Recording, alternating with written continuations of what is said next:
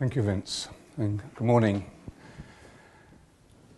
Over the last few days of Holy Week, we've been retelling a familiar story, and in retelling it, we have the opportunity to understand the story better.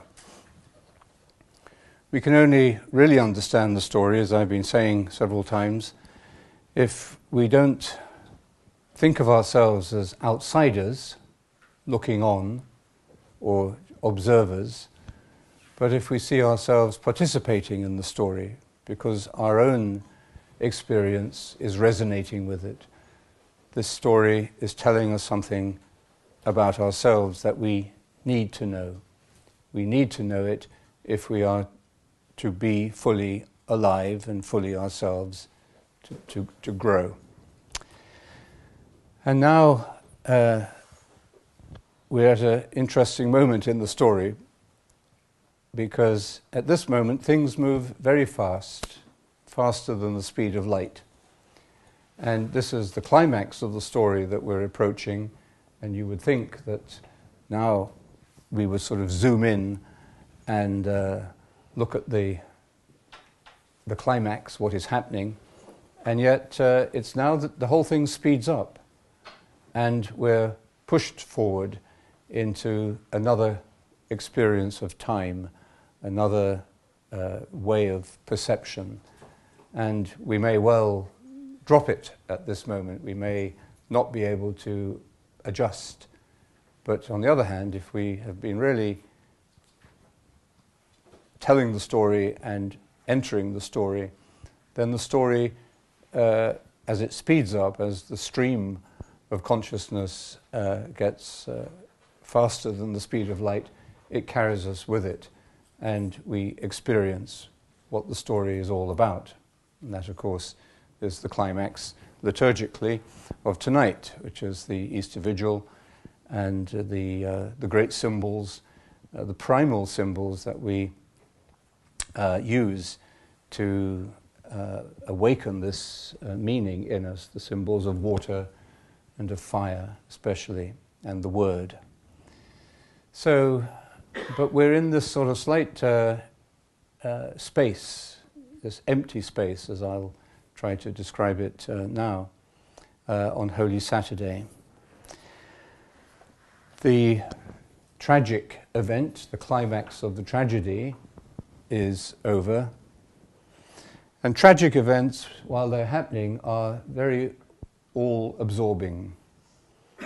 We don't have space to think, or to reflect, or to discuss, or to analyze. But what we can do, or all we can do in those moments, is to feel. We just enter into pure naked experience. It's only afterwards that we may even forget a great deal of what we felt, because it was unreflective feeling. But when the climax is over, then we clear up. It's like after a death and a funeral, life begins kind of to get back to normal, in the sense that we have to do the ordinary things. We have to eat, we have to cook, we have to clean the dishes, we have to take the shower, we have to put out the garbage. All of these ordinary things have to be done, but they're now being done in a very different world, the post-climactic world. And yet not on a Sabbath day, of course, at least for the Jews. And Holy Saturday is a Sabbath day. That's why when Jesus, who died on the Friday, just before the beginning of the Shabbat, was buried, and they couldn't do any more of the rituals that were necessary for the funeral, the anointing of the body with the oils and the spices and so on. They couldn't do all of that because they're not allowed to do that kind of work on the Sabbath. And there's something significant about the Sabbath being this day of rest. It's a cyclical event, of course. It happens every week. Every religious tradition has some kind of day of rest, a Shabbat. Muslims have Fridays. Even in Buddhism, at least in Theravada Buddhism, every 7 or 8 days, according to the Buddha's teaching, there is a day of rest, which cleanses the defiled mind and allows a deeper practice. These allows leisure. We've been talking about leisure quite a bit. Leisure for a deeper practice and for deeper knowledge and understanding, and also for community. The Sabbath is, above all, the time for the family in Jewish tradition, and even in Buddhism, in those parts of the Buddhist world, it's a time for a community for the Sangha, between the monks and the lay people to do it. So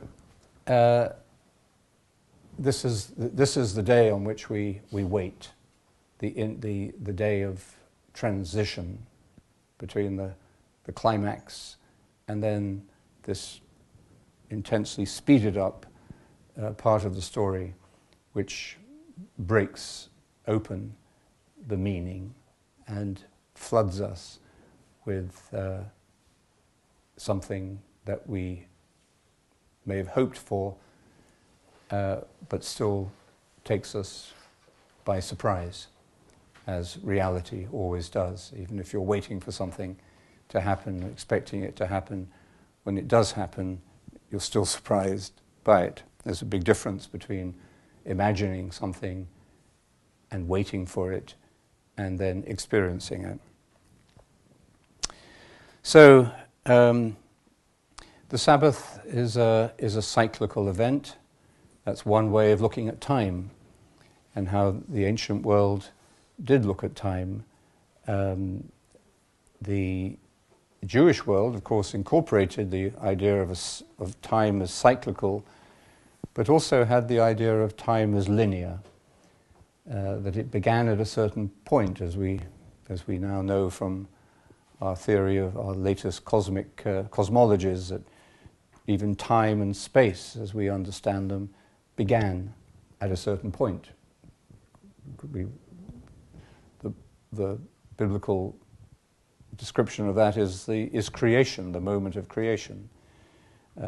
But we now know that time itself in our universe, like space, began at a certain moment, at the Big Bang, at this primal explosion into existence. So time really has both of these aspects, both of these layers or dynamics, really. It's a bit like a watch, which has many moving parts, and some of the parts seem to move, or the old watches or clocks had parts that seem to move in different directions. So you have cyclical time, week by week, year by year, and events that recur, repeat themselves in personal lives, in families, anniversaries, feast days, and so on. And also repeat themselves in our inner world too. We're very conscious today of habits or addictions. Some of these cyclical repetitions are negative and destructive, and we try to break them. Others are nourishing, rituals of a family meal or rituals of a community coming together to meditate several times a day when we're on retreat. These are cyclical events, but they are enriching and revitalizing. They're not sort of dull routines. They enliven us. So you have we have the cyclical sense of time, but as it were, cutting through that or carrying that with it even, we have this other sense of time as moving like an arrow in a single direction. Time doesn't go back. These talks are being recorded. If we could play them backwards or go back to the beginning like we do on a video. But actually real time, it can't be rewound, can't be reversed. It always moves in the same direction. We can reflect on the meaning of past events, and those past events can become present to us in a certain way.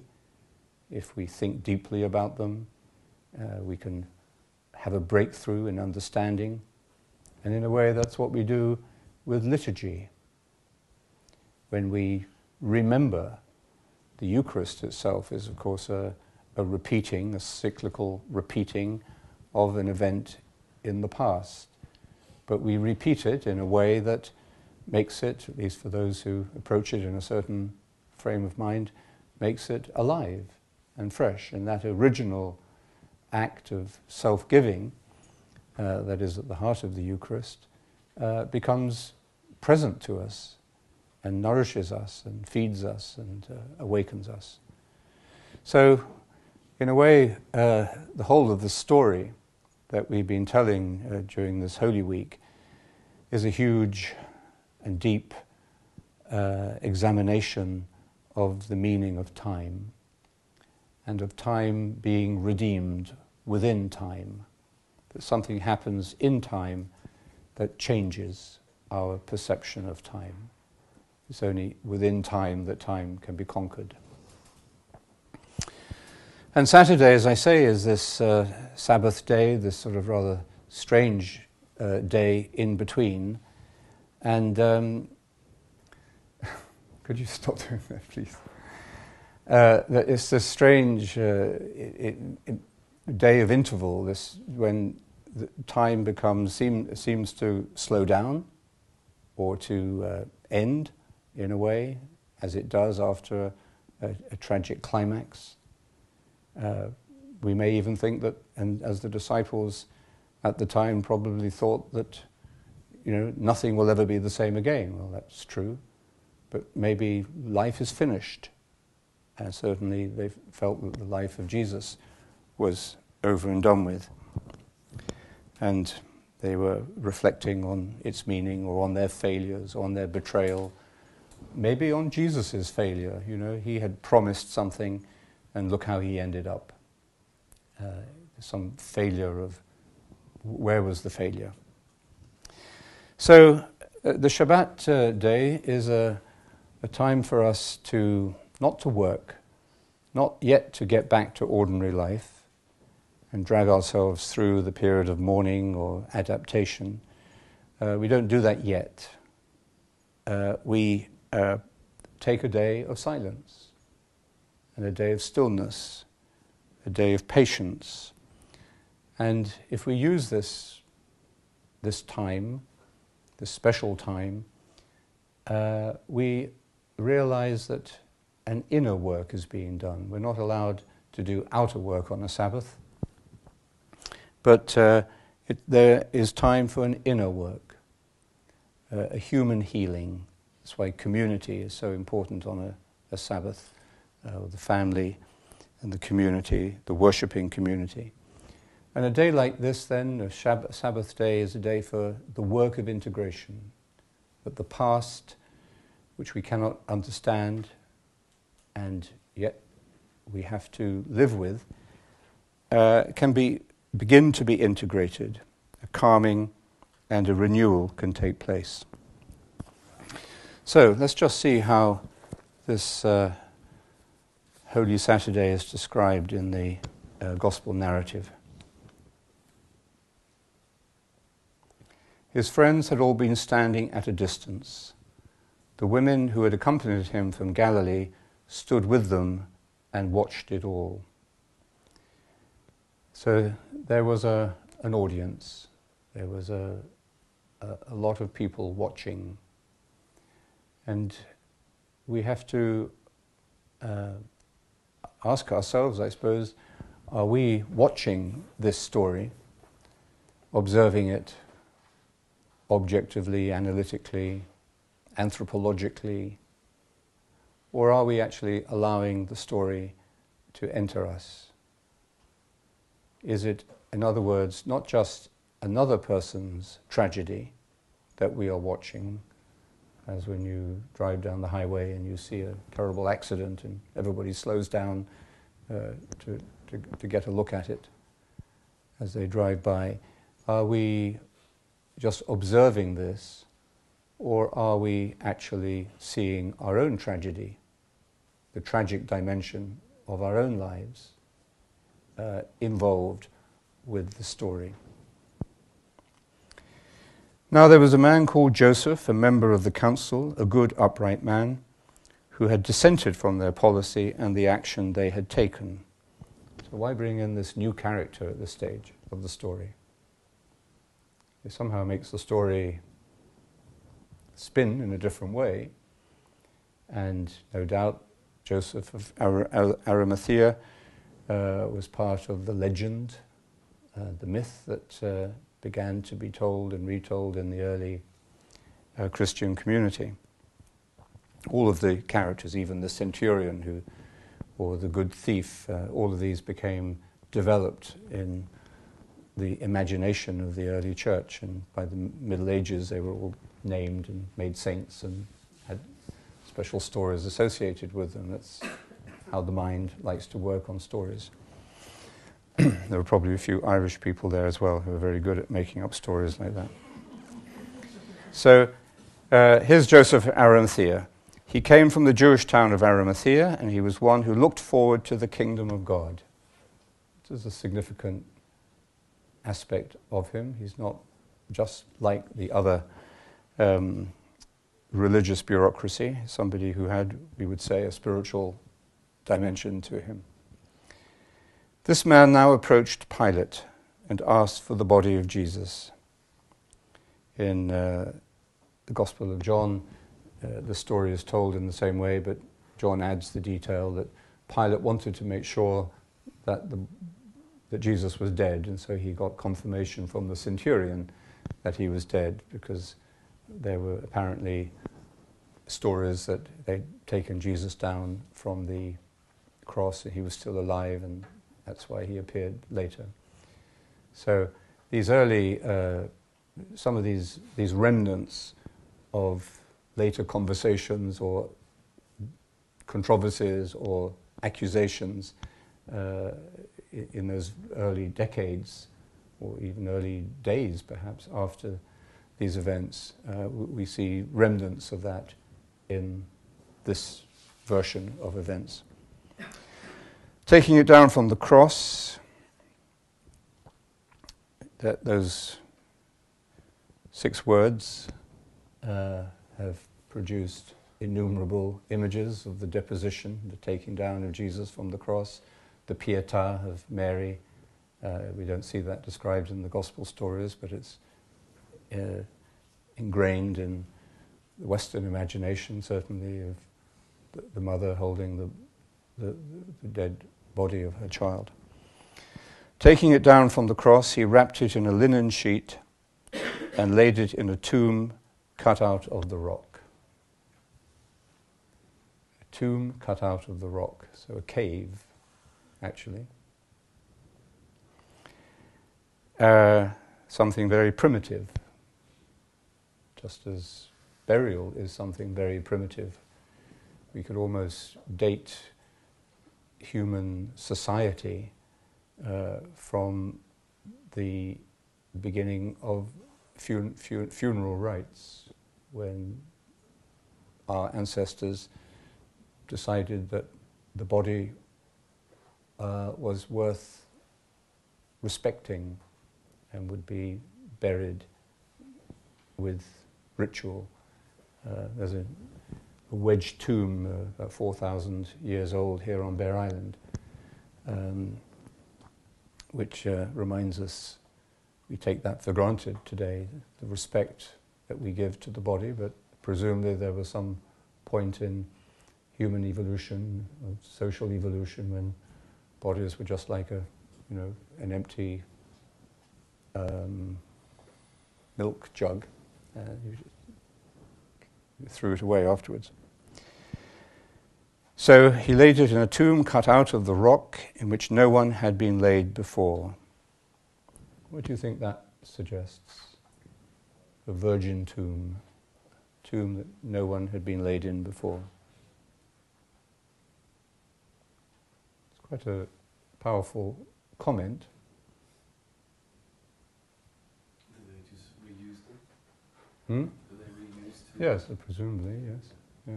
Or family places or 10 people may Yeah. have their rest. Like, yes, we get those, a lot of those in. Also that perhaps this was a death, like no death had been before. Mm-hmm. Something unique about it. Like his birth. Hmm? Like his birth? Like his birth. Okay, like his birth. And it certainly emphasizes the solitude of this experience, doesn't it? We're born and we die in solitude, in the sense I've been using the word solitude as a conscious knowledge of our uniqueness. And this solitude is the basis of our experience of community. But the deeper the solitude, the more real the community. The less we are able to be solitary, the weaker our relationships. The more superficial or the less capable they are of withstanding the stresses and strains of relationship. Many religions don't believe that the soul straight away leaves the body. So to make that passage Mm-hmm. in a new space might be quite important. Okay. I don't know what the Jewish believed about that. Mm. Whatever happened in the Easter night was absolutely unique between Jesus and whatever happened. Whatever happened to him, there were no other witnesses or bodies, so it really is something that happened in secret. Okay. So anyway, so all of these they're all different dimensions of the meaning of that throwaway phrase, significant, with many layers of meaning. And of course, a story like this cannot be exhausted with one interpretation. And the deeper we go into its meaning, more layers of ourselves are exposed as well. It was Friday evening, and the Sabbath was about to begin. It begins at sunset on the Friday. The women who had accompanied him from Galilee followed. Women clearly a very important part of the story, and unusual to they would have always been a part of the story, but they probably wouldn't have been recognized or noticed in most narratives, in most accounts. But here they are, women, despite the fact that churches have, and Western society and most societies have given women a second-class deal. Women, the dignity of women, the equality of women is much advanced by the early Christian accounts of this story. Women are very important to it. They're mentioned, and of course, as we'll see, it's the women who spread the good news of the resurrection. So the women who had accompanied him from Galilee followed, and they were symbols of fidelity. The disciples, the male disciples, all run. The women are there, stay there. They took note of the tomb. So presumably, maybe there were lots of caves hollowed out in the rock, and they were mindful, they were multitasking. They took note of which one it was and observed how his body was laid. So a careful observation here, interesting moment of mindfulness, even at the intensity of this time of grief and loss, just the climax of the story. It's a show of love. And a loving attention, yes. Then they went home and prepared spices and perfumes. and on the Sabbath they rested in obedience to the command. So they went home, and before the Sabbath began, they got all the spices and things ready for the anointing of the body. So that's the story, again with these some enigmatic elements to it, and told in a few words. And really, what's new about this story? What's it saying? He died, he was taken down and put into the grave, and that was it. Nothing exceptional about that story so far. And in a way, if you look at the story we've been telling all week, in one sense there's nothing supernatural about it. This is a story that we relate to and listen to and engage with because it is so ordinary, so familiar. I mean, it's tragic, but life has tragedy. And there's nothing supernatural about this. Maybe the angel, even the angel probably, I think, was not thought of as a supernatural experience, but an experience of human compassion and friendship. And if there's nothing supernatural in the story so far, why should we expect anything supernatural to happen later? We'll wait for a bit before we go into that. So, here we are then, on this day where we cannot work. We can only be silent, be still, and face what is going on inside of us.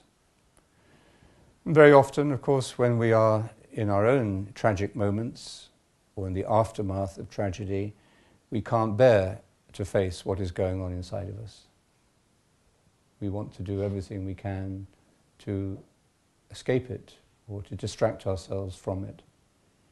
But the idea of a Sabbath, like the idea of meditation, is to sit in the middle of it and to let it happen, to face it, and to allow the inner work that has to be done to be completed. Because it will be completed. You can't postpone this work indefinitely. Now, maybe we need some need more time than others for that work, but the sooner we find a way of starting to allow this inner work to be done, to integrate the past, the better, obviously. Because if we're continually postponing, continually evading, we get more and more out of touch with ourselves and with reality, and we spend more and more of our energy on repressing and avoiding. And the more energy we spend on that negative sort of counter work, then the less we are able to live, to be alive, and to receive the gifts of life. So today is a kind of a taste of emptiness.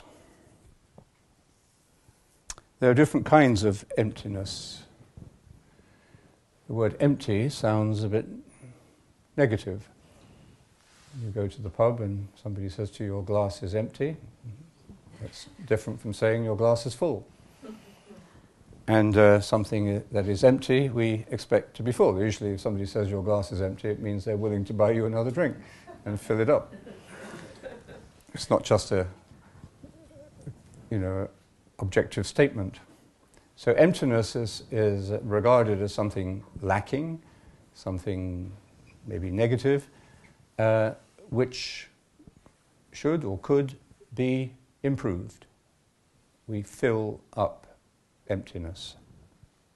So that's a negative feeling of emptiness, when we feel empty, when we feel burned out, when we feel we are unfillable, when some spark or enthusiasm has gone out of life and we just feel deflated and exhausted, and we just can't drag ourselves to do anything that might re-energize us or to fill us up.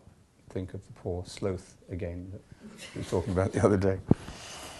So there's a negative connotation to emptiness, which we have all experienced at different times. But there's another kind of emptiness, or rather, perhaps, another way of looking at emptiness. In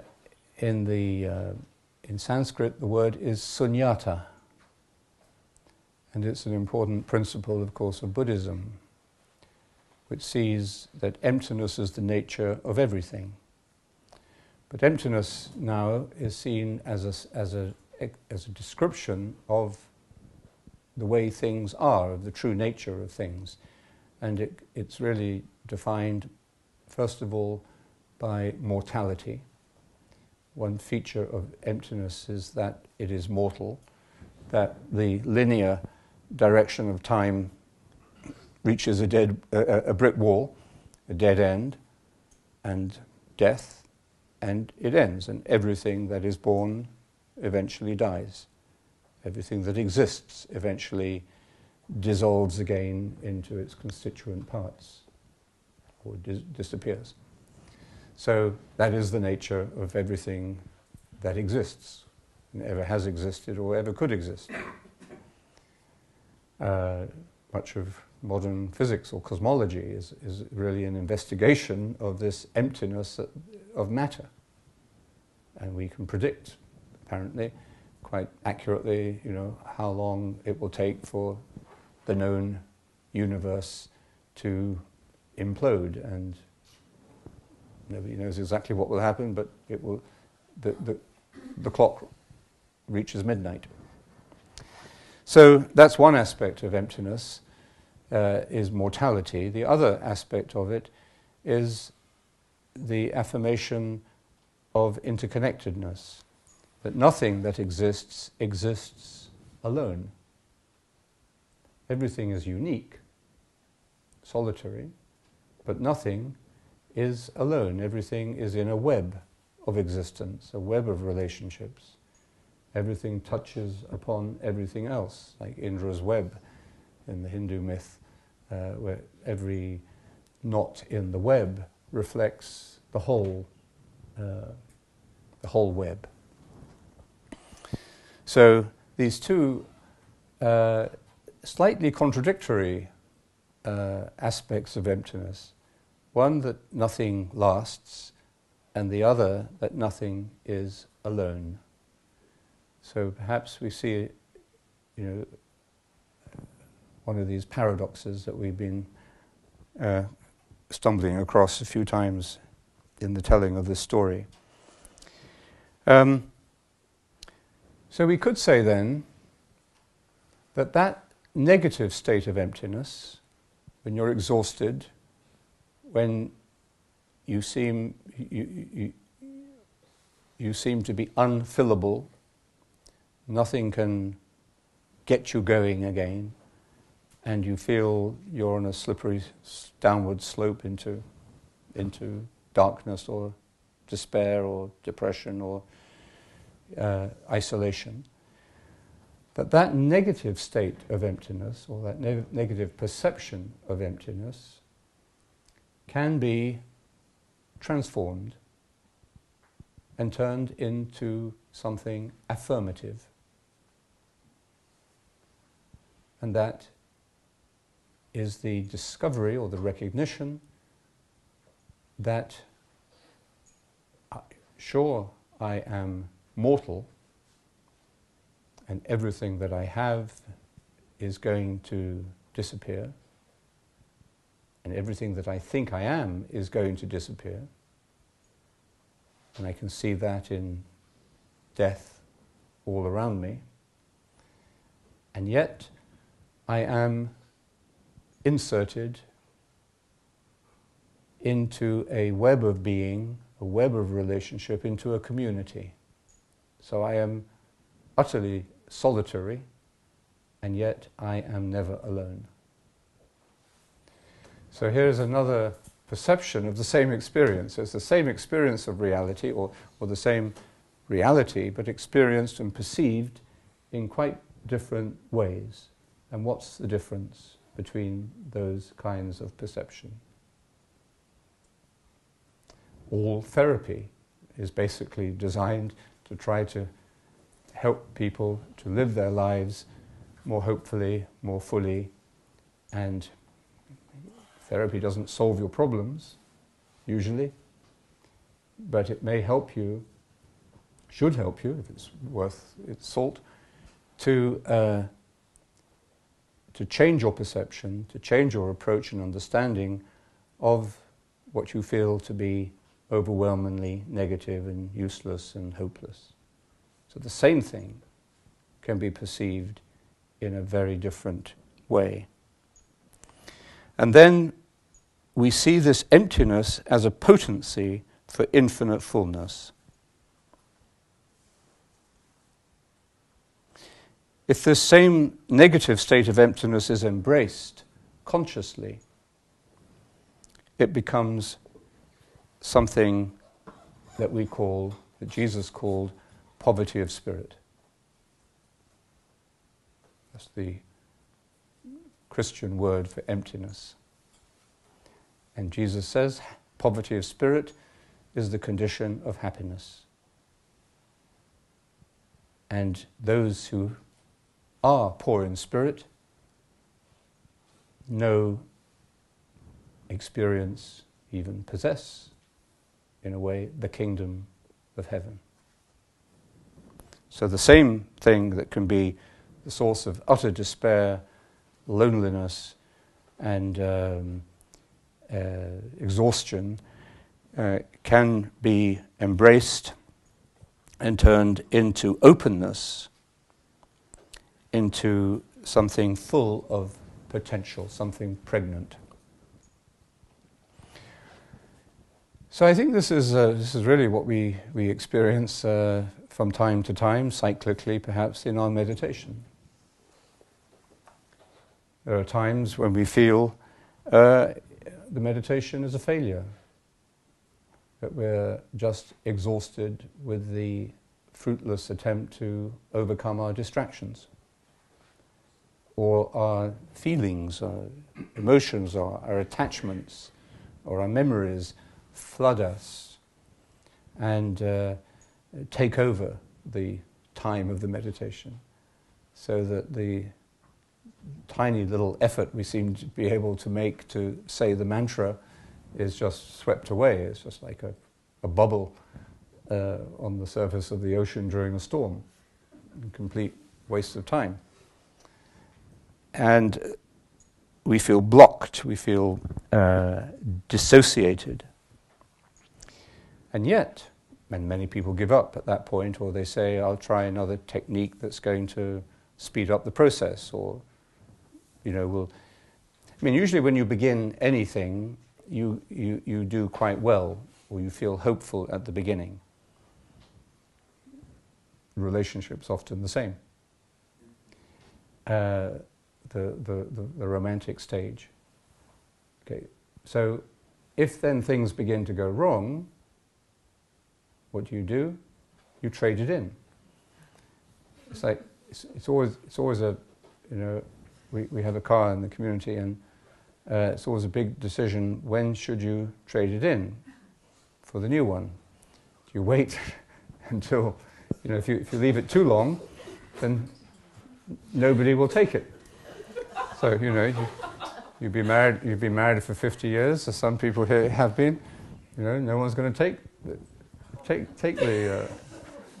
these aren't very good analogies. I'm sorry. Or do you trade it in every 2 or 3 years and you get a good price on it? So a sort of a consumer approach, anyway, to your spiritual practices. As the Zen teachers say, it is better to dig deep in one well, or, as Jesus says, whoever perseveres to the end will be made whole. So, just thinking of this in terms of meditation, At those times when we feel that we're blocked, we failed, the emptiness is entirely negative. At that moment, or in that phase anyway, what do? You accept it. Where does the composure of Jesus come from after Gethsemane as he goes through his ordeal? From his acceptance and his understanding and his perseverance, his patience. And it's the same with us. The negative states that we are in can be transformed, not externally, but you have to, as it were, open the trapdoor. You know, it's like the sort of James Bond films where he's always pushed into extreme situations which, you know, how is he going to get out of this? There's one where he's on, do you remember, he's in the middle of a lake, and he's surrounded with thick body of alligators and piranha and everything. So he can't swim out. So he's trapped. He can't get. So what does he do? Do you remember? Yes. He runs across the heads of the alligators and he gets to land. So there's a way out. There's always a way out. You know? If a story ends and there's no way out, we feel disappointed. And we feel the story is not true. Because life does always open up a trapdoor if we allow ourselves to fall into it. And that's what the story now is preparing us for. Actually, Jesus has fallen through the trapdoor. And in the Christian imagination down the centuries, he's now descending into hell, into the netherworld, into the darkest primal regions of the collective unconscious.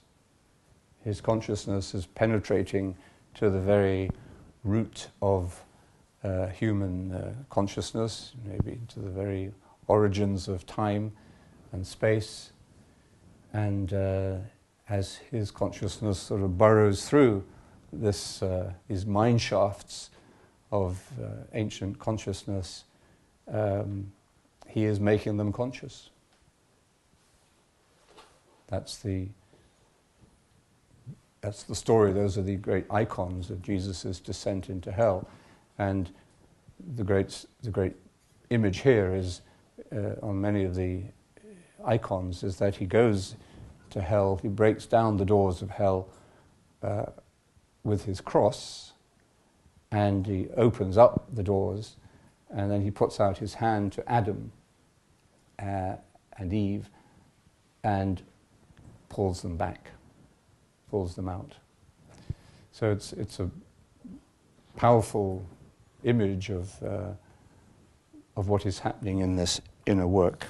But the same is happening in us if we accept the process, if we stay with it as best we can. And you have to live with the failure. It's not that then this sounds like you've got to do this, you've got to persevere. And if you fail, then you failed, and you hit the snake and you go down to the bottom of the snakes and ladders board again. That isn't the way to understand the perseverance. The perseverance includes the failure. You are going to fail. I am going to fail. We all fail. But the failure is incorporated in the perseverance. That's the difference, I think, in the meaning. And if you can accept that, then you really have accepted the whole story. And the whole story will pull you through. So today then, Holy Saturday, is one of those funny days when nothing seems to be happening. Used to be like Sundays, used to be like that in before supermarkets and shopping malls and cinemas all opened. Some of you may remember what it was like when Lord's Day was observed in London or Dublin. And now these are the busiest days. Well, I think they get busy at about 10:30, and the people lie in late and then they jump in their cars and go dashing around. So there are two kinds of waiting involved in a Sabbath, and which one is up to us. One is the idea of delay. You're waiting for a bus and you're getting more and more impatient because it hasn't arrived. Or the other is postponement. You know you've got to do something, but you kick it down the road because you don't feel ready for it yet. But there's another kind of understanding of waiting which is inherent in the Sabbath and in our meditation, which sees it and embraces it as a process of realization, of organic development, something that is happening. So it's not a delay or a postponement, it's simply accepting that this is a process. And nature has a process. You can't, you can take a picture, a time-lapse picture of a flower opening or a tree coming into bloom and speed it up and see it happening in 10 seconds, but that's not how it really happens. You can't make it happen like that in real life. You have to wait. But the waiting is an acceptance of a process that is real, organic, and natural. And that's, I think, what we mean by faith. It's faithful engagement with the natural process, and it's, again, what happens in meditation. Why, basically, as Father John said, all we have to say to each other about meditation is persevere. That's what the community is for, to remind you to persevere or to start again, to incorporate the failure into your journey.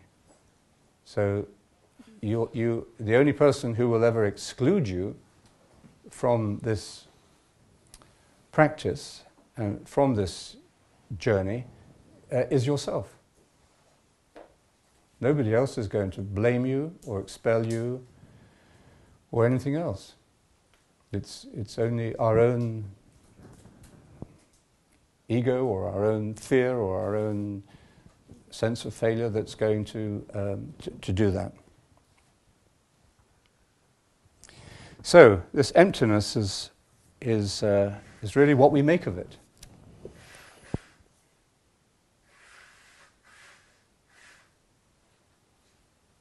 The cross, death, reveals this emptiness very exactly and starkly. Even the noblest part of the crucifixion, which is the act of loving kindness towards his enemies, and he forgave his enemies, and he forgave them because he understood them.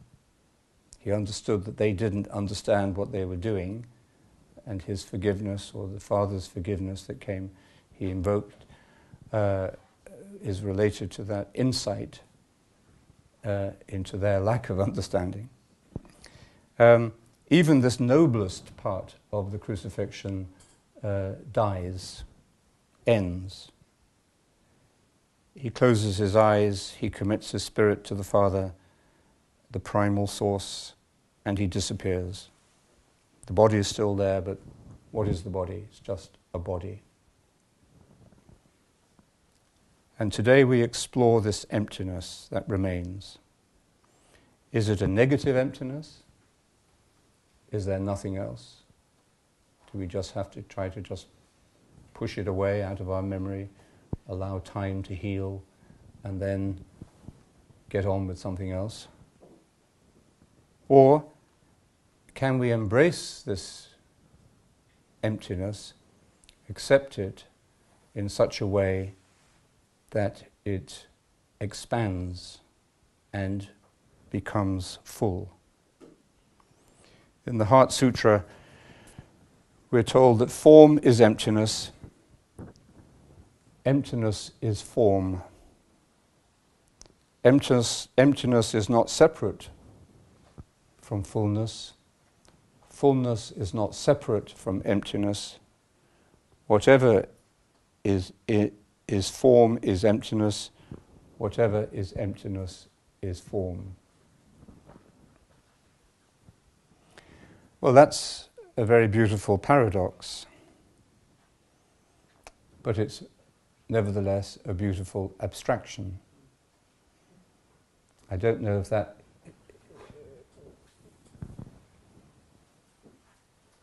in the deepest negative part of emptiness, whether hearing that is going to make a great deal of difference to most of us. Maybe later it will, but it's an abstraction, it's a generalization. There's a truth in it, but does that truth really work until it is embodied? We can only believe what is embodied. And truth is always an experience, not a generalization, not an abstraction. It's not an idea. That's why when we meditate, we're not on a mind trip. It's not a mental game. It's not just about controlling your thoughts. The meditation is an embodied practice where the whole of you is present, the whole of you is paying attention. Not just your mind struggling with its thoughts, but the whole person. And it's this idea or this experience of wholeness that is waiting to be manifested in the resurrection. That's why the body has to be there. But we have to go through this negative experience of emptiness, where everything seems to be taken away, we seem to be exhausted, we seem to be incapable of being filled again. We have to accept that. And how can we accept that without the loving help of our friends? We can't do that without community.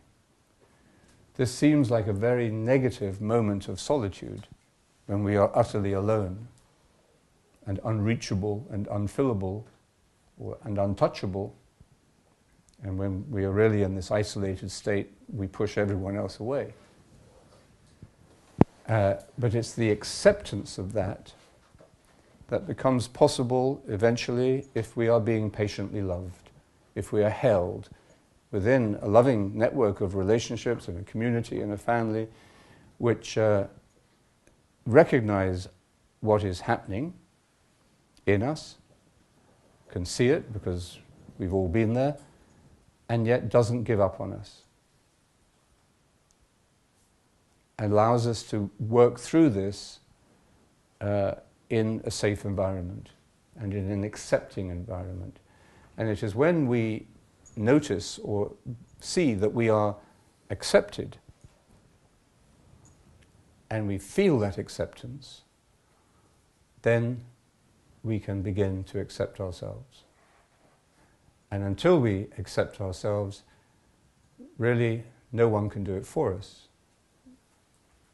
No one can turn that negative emptiness into positive potential, positive emptiness. But we cannot do it on our own. And that's the heart of the story that we are part of. We're not ultimately convinced by an abstract generalization of the truth, but by a personal experience and by a personal story. That's why in every 12-step group and every deep sharing within a community, we listen to each other's stories. And if those stories are told sincerely, not to impress, not to dominate, but if they are just told sincerely, those stories become life-giving affirmations to the whole group and to every person within the group. And that's what's at the heart of the telling, the retelling of this story of Jesus. So the story of Jesus is not finished yet, even at this moment of his death and burial. The most difficult to understand, and yet the most essential, is yet to come. But to understand what is yet to come, what is going to be shown, that's liturgically what we do at the vigil tonight, and celebrate at dawn at the standing stone in the middle of the island here. To understand that, we have to sink deeply into the emptiness, and therefore into our own emptiness, the silence, the stillness, and the solitude of Holy Saturday.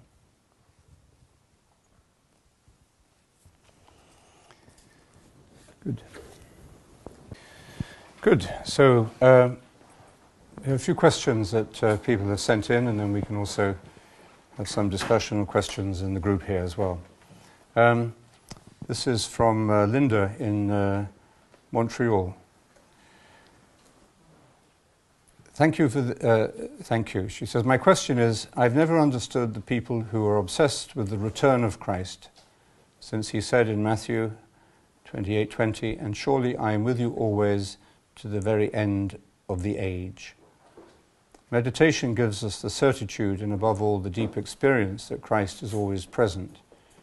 Why, for so many people, is this return at the heart of their faith? Well, as I was saying earlier, the story at this point in the Gospel speeds up and moves into another gear. It seems to sort of move to another plane of experience, really, when we move into the resurrection. And you can't really compare, what is it you can't compare? Oranges and lemons, is it? What's the expression? Apples and pears. Apples and pears, yeah. You can't really compare apples and pears, or they are distinct and particular forms of experiencing reality.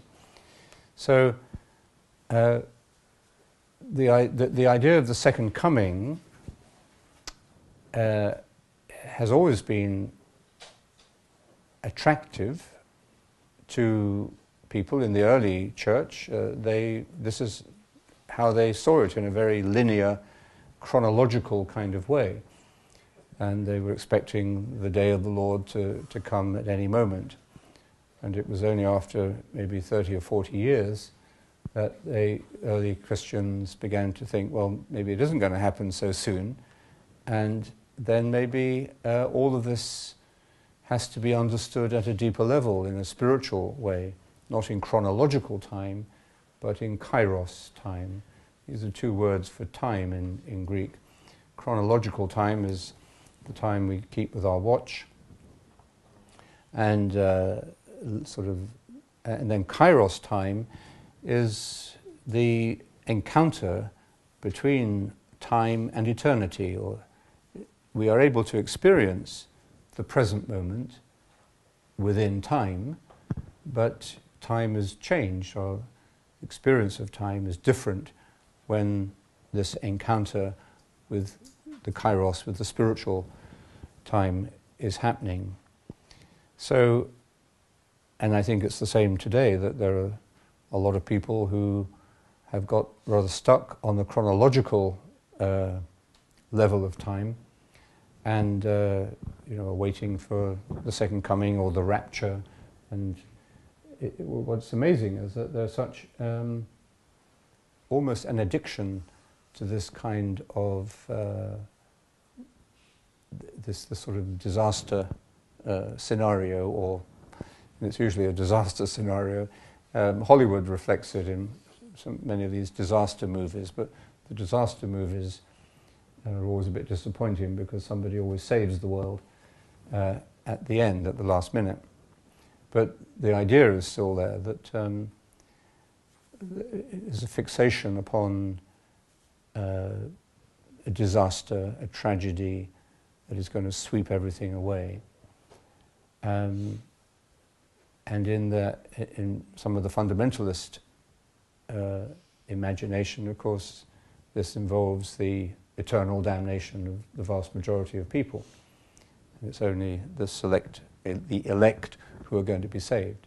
So there's something that radically out of sync with this scenario and this way of looking at the gospel words with the teaching of Jesus himself, which is inclusive. And so I think it's just a question of opening up this other perception of time, which is kairos, and we realize that we don't know what is going to happen at the end of time or at the end of the cosmos. But what we do know is what can happen within us, and that the second coming, certainly in a personal sense, is something that happens interiorly as we awaken to the presence of the Lord in us now. And that's what our meditation does. Meditation awakens this capacity for kairos because it gives us a deepening experience of the present moment. That's what we do in meditation. We just come into the present moment. And as that happens, our experience of time takes on new dimensions. Okay. Then there was another question here. How is it that, this is from Damien, I'm quite sure where you're from, but how is it that a form of meditation that eschews symbols, that goes beyond symbols, may enhance the experience of those symbols? That's a very interesting question. Why does meditation, I think it's probably what I was saying yesterday, how meditation restores us to a new experience of the sacraments, if you like, to a sacramental vision of life. The sociologists tell us that the world has been disenchanted. The magical, mythical world that we used to live in has been sort of, been rationalized and leveled out. It's a bit like being in a theatre when the show is on and the lights are out in the body of the theatre, and the lights very carefully illuminating the stage and the events on the stage. But when the curtains are drawn, when the play is over, or the intermission, the lights in the theatre come on, and you're back into this sort of stark world where the magic of the theatre is gone.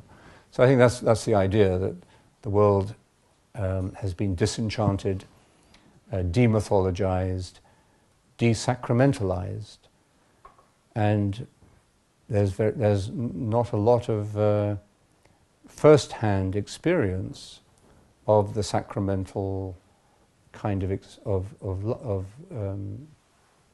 of reality, of perception. For most people, the religious rituals and liturgies have really lost any significance. Sacramental perception has gone.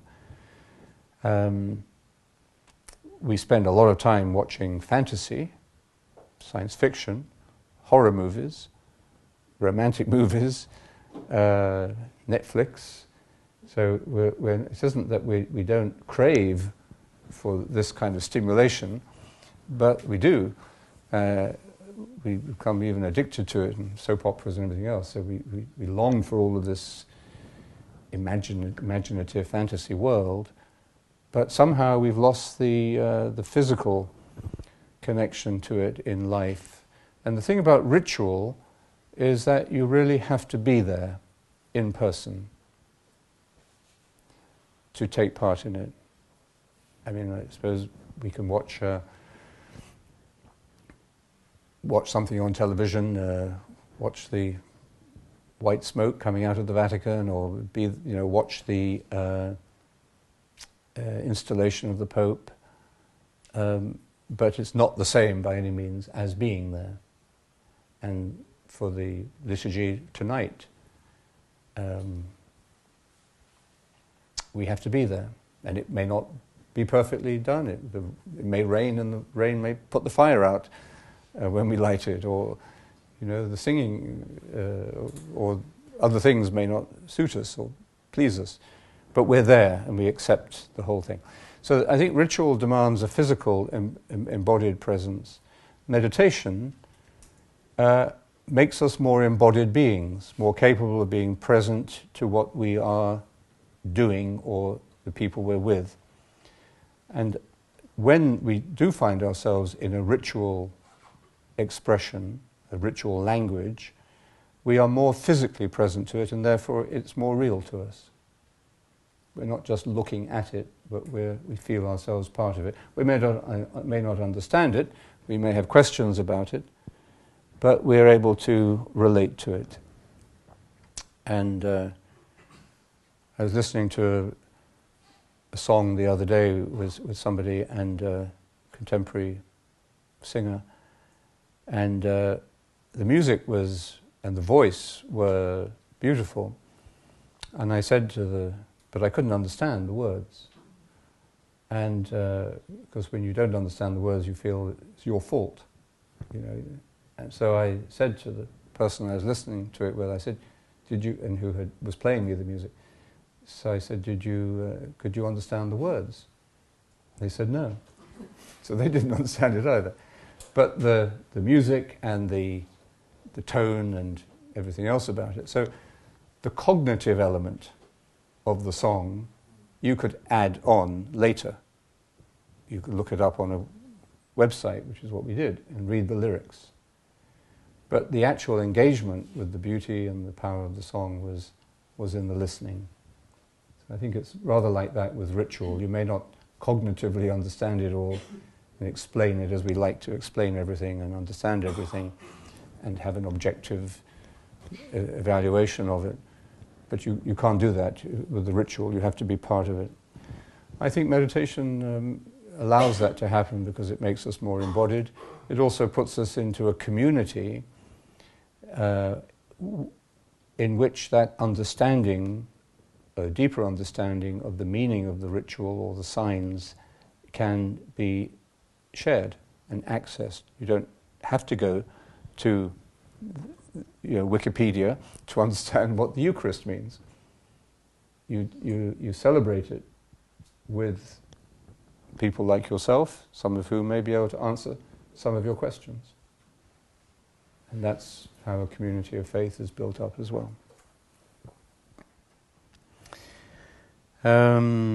This is from Natalie. This is,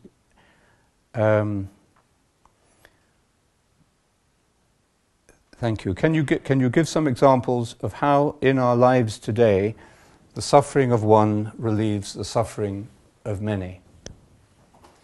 Well, actually, we discussed that at dinner last night, this question, when we were looking through it, and the first answer that somebody gave were doctors who will step outside of, a safe and comfortable form of their profession and go into a unfriendly or dangerous environment in order where they will personally suffer in order to relieve the suffering of others, to be present.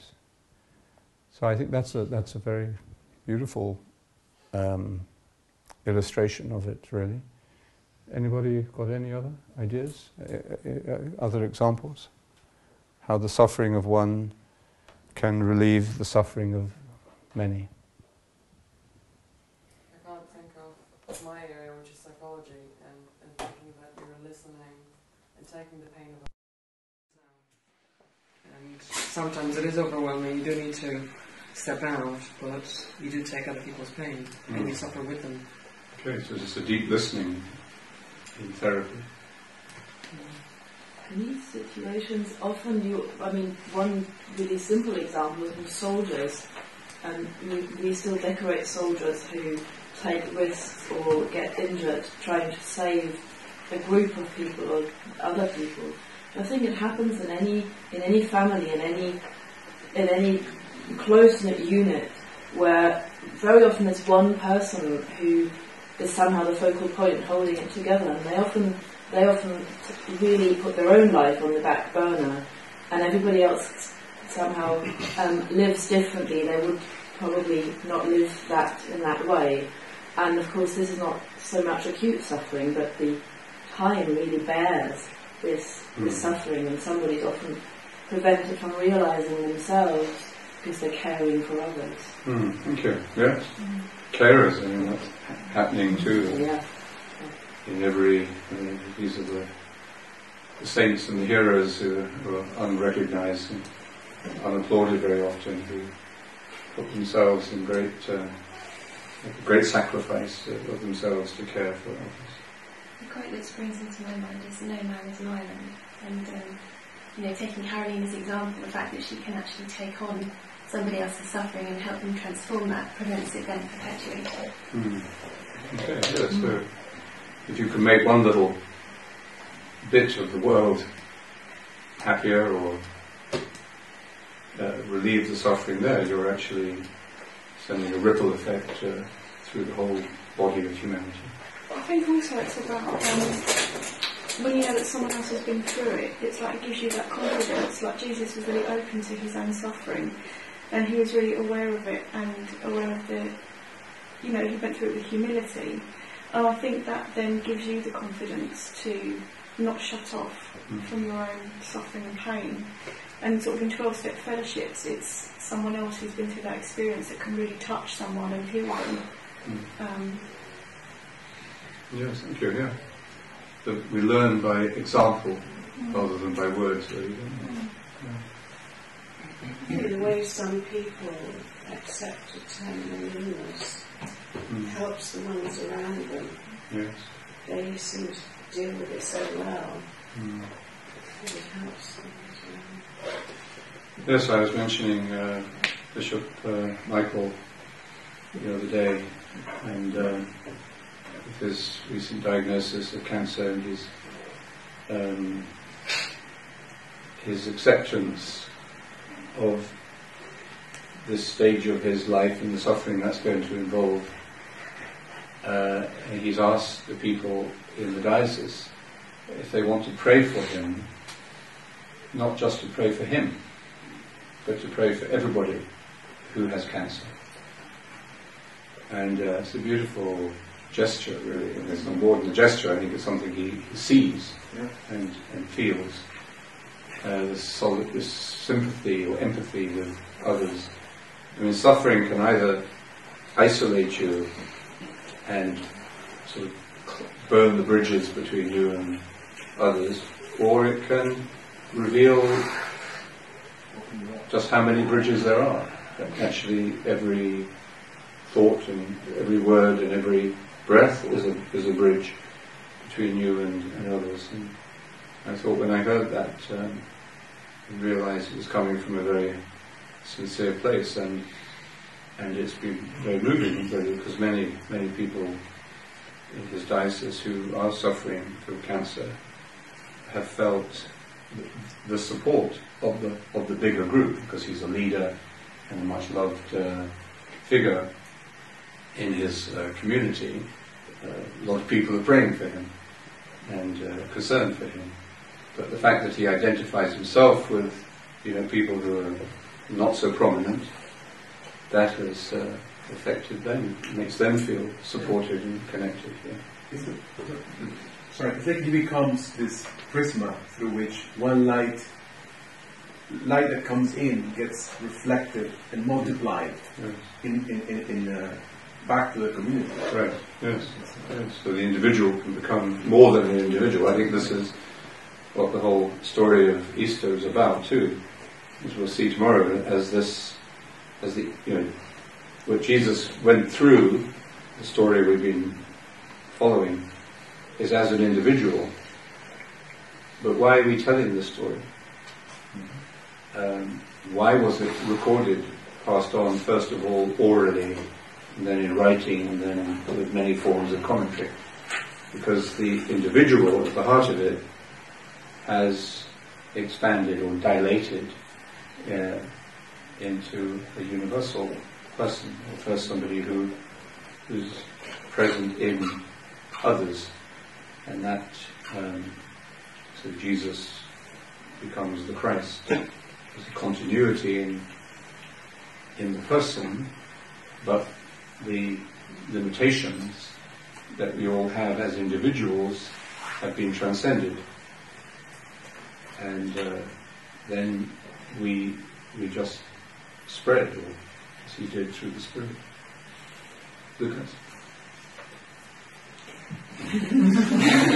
Okay, translation. Świadomość, jako pojmowana jako nie kognitywnie, tylko jako pole świadomości. Your consciousness as a field of consciousness. Wydaje mi się, że jest ona w swojej naturze bardzo naiwna. That it's very naive in its nature. Ponieważ jeżeli 100 razy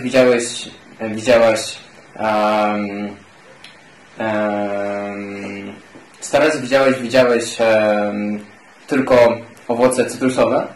Because if for hundreds times you've seen only citric fruits. I nigdy nie widziałeś żadnych warzyw. And you've never seen vegetables. To kiedy pierwszy raz je zauważysz, so when you see them for the first time, wydaje się to czymś niezwykłym.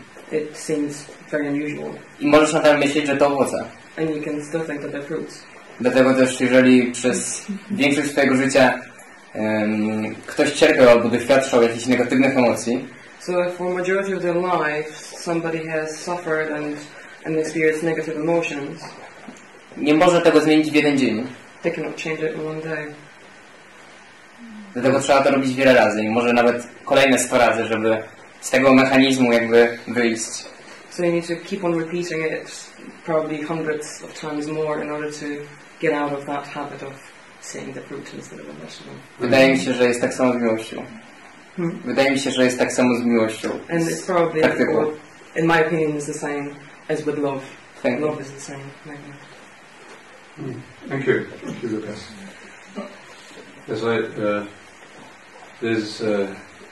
Has been cooking us some marvelous Chinese meals in my house just this week for us, and I've never realized how many different kinds of mushroom there are, or how many different ways mushrooms can be combined and recycled. So, okay. There's the idea of suffering and the one helping out many that we're mentioning.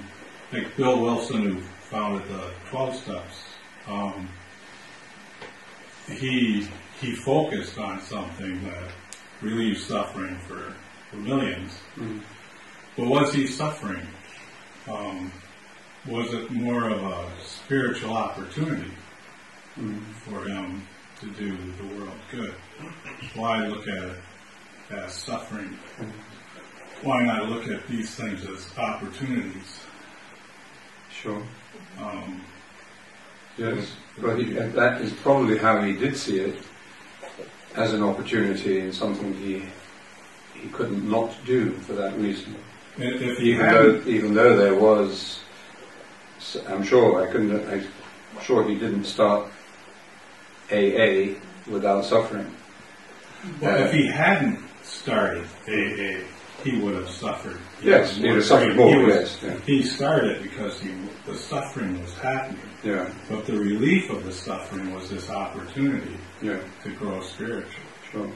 But in the doing of that, there's another kind of suffering. It's the suffering of creation, of making something new, you're going to get opposition, you're going to get disappointments, you're going to get setbacks, mistakes, failures. In any work that you start, that's going to involve suffering, but you don't notice it. I mean, it's like you speak to somebody when they have children.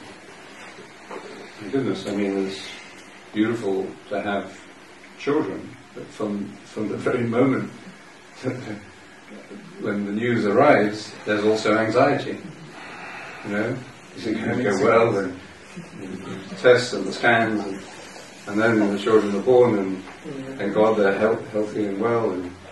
And then, I was talking to somebody recently who had a Down syndrome child with Down syndrome, and this was a real shock to the family, and pain for them, because it wasn't what they expected. So they certainly experienced it as a form of suffering.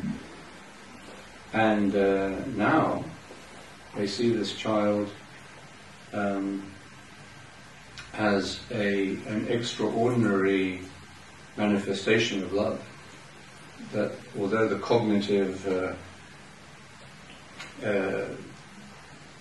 mechanisms in the child are not normal, at the same time, this releases or seems to release the capacity for expression of love and grace, so that the suffering was that was there at the beginning when they first got the news has been dispelled. So there's always you can't get away from suffering, as the Buddha said. But the thing is I think we have to be careful not to be too concerned about trying to escape suffering. Because can one imagine any real world or any real period of our lives where there wouldn't be some? Or that there couldn't be some? What we need to do is, as you were saying, I think, is place our attention. It's a bit like in meditation. You could sit in meditation and feel distracted all the time, and then you feel that was a bad meditation. I'm no good at meditating, therefore I should give up. Because you're looking at the distractions. But the message is, don't look at the distractions, and don't evaluate your meditation on the basis of the distractions. Get over that cognitive self-evaluation altogether. That's what you're giving up, actually. And it's when you give that up, let go of that, by stages perhaps, then your attention can really be set free. And you can realize that in the attention itself is everything you're looking for.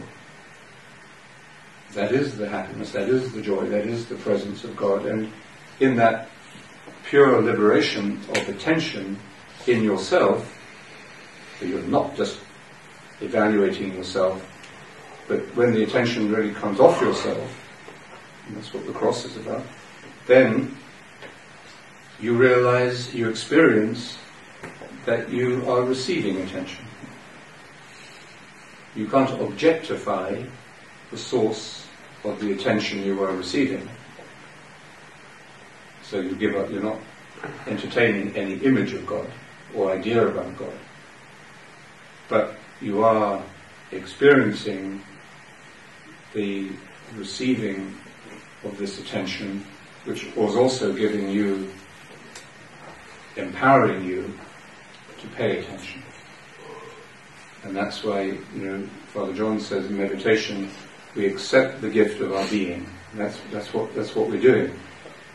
By learning to pay attention and taking the attention off our little petty, well, in that sense, a petty cognitive world of evaluating your meditation and putting yourself down because you're not a perfect meditator, and you're just distracted, or you're not getting what you think you should be getting from it.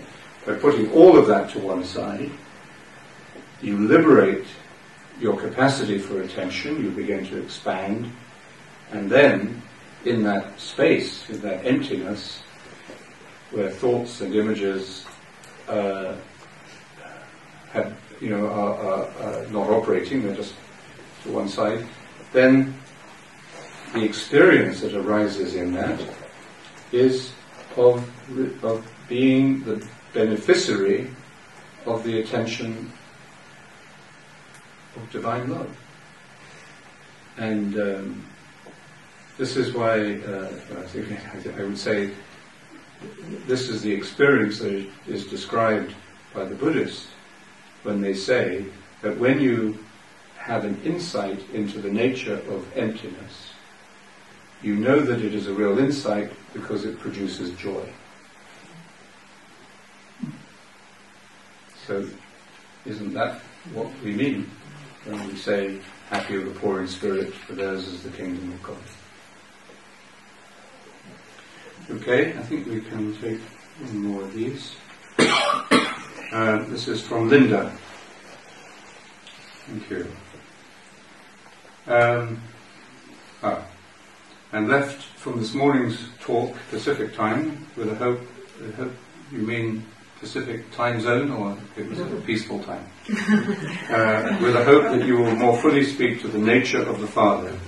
I contemplated and am still in the quandary of a God of love sacrificing his Son in this violent manner. It would help me to hear more of his paradox and his parts. And then she says she's happy for being able to participate in the retreat through the webcast, and maybe someday I'll be able to join you all on Bere Island. Blessings to you all. Thank you. Well, it often happens you leave the biggest questions. So what is the nature of the Father? Well,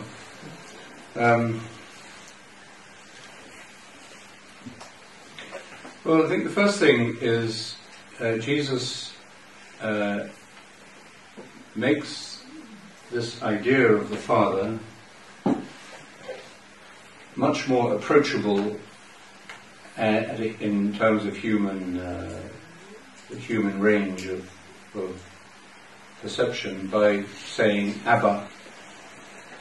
And the word Abba is an Aramaic word that means father in a friendly, diminutive, childlike way. And that must have been quite shocking and a bit controversial for some of his contemporaries.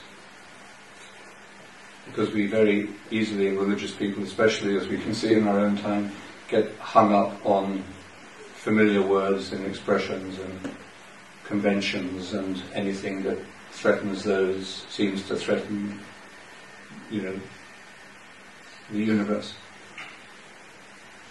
So I think that's the first thing. And Jesus, I would say the best answer to the question would be to go through the farewell discourses of Jesus in the Gospel of John, where he speaks at the Last Supper, and there his experience of the Father is central to what he's saying to the disciples and to us.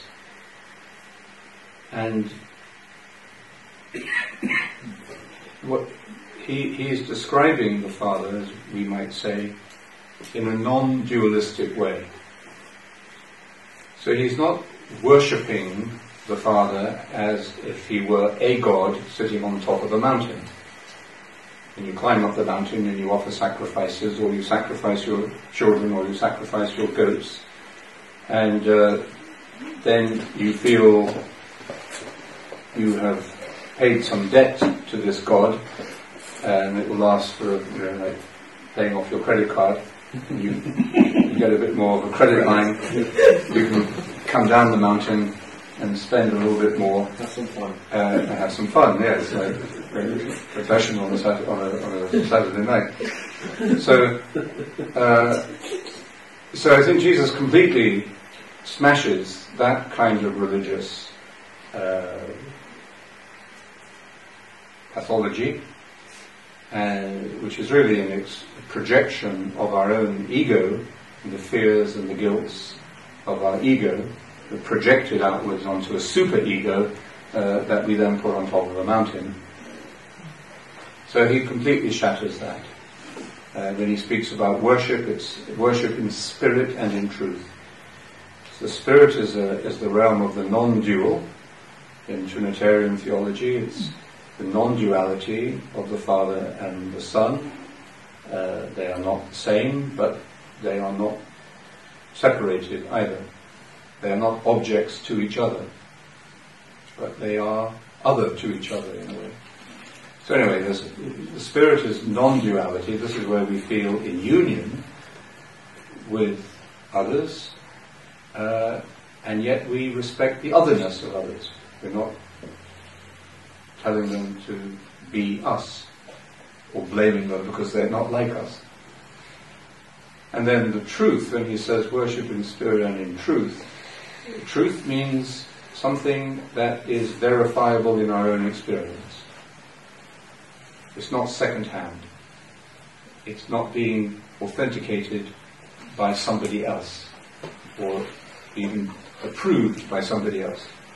It may be witnessed to by somebody else like the tradition, or our friends may help us to understand our own experience, but our experience is the teacher. And this is what John Cassian says about meditation. Experience is the teacher. Now the experience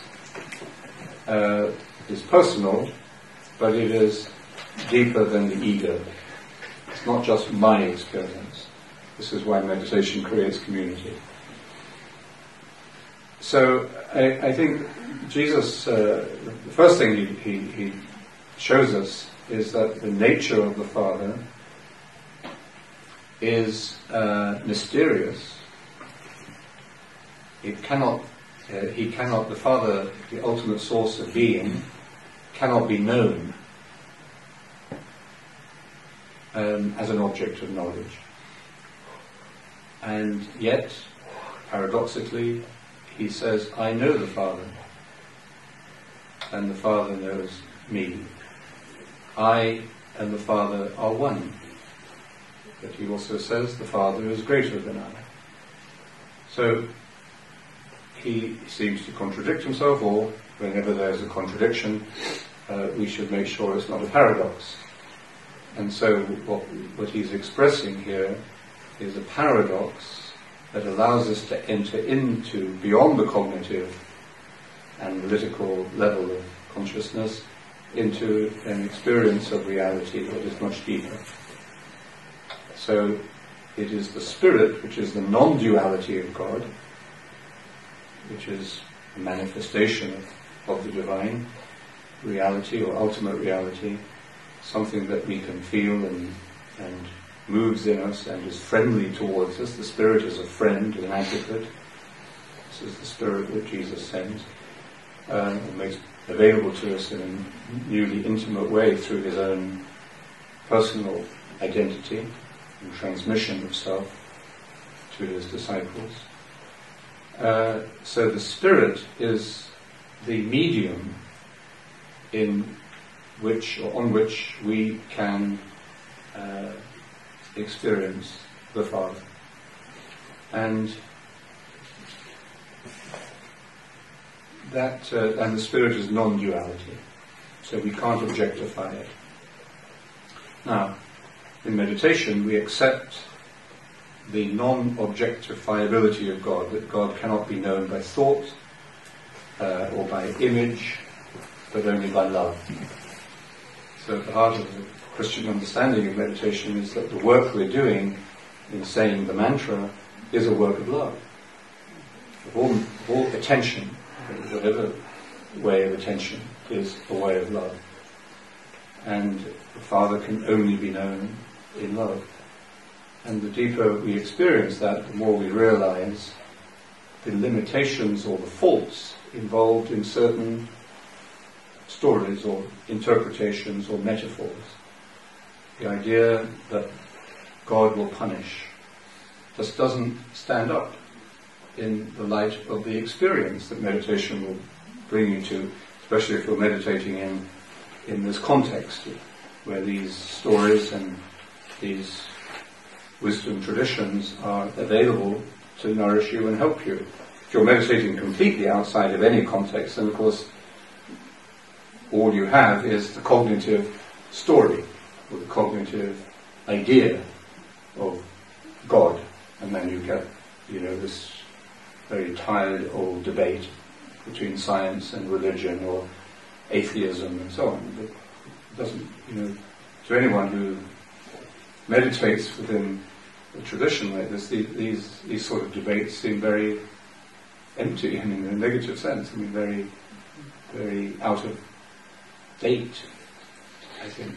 So, if you meditate within a context, within that tradition, within that community, your own experience, illuminated and reinforced and shared with others, but your own experience tests whether these interpretations are right or not.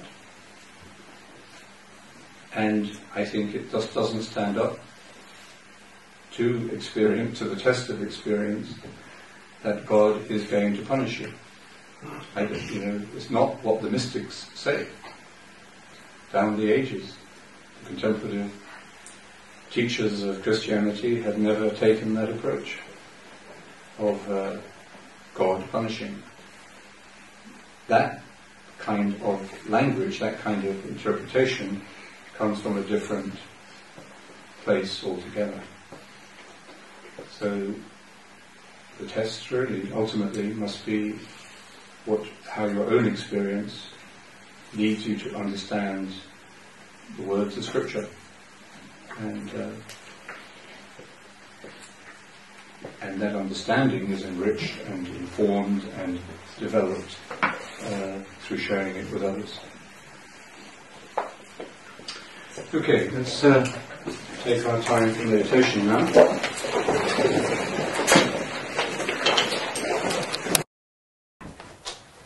We meet. Are we still online, Adriana? Are we still online? Yes? No. I'll just say, because are we going to stay online for meditation as well? Yes? Okay. So you can stay and meditate with us if you like. Otherwise, we're back at 6 o'clock, I think. 6 o'clock this evening.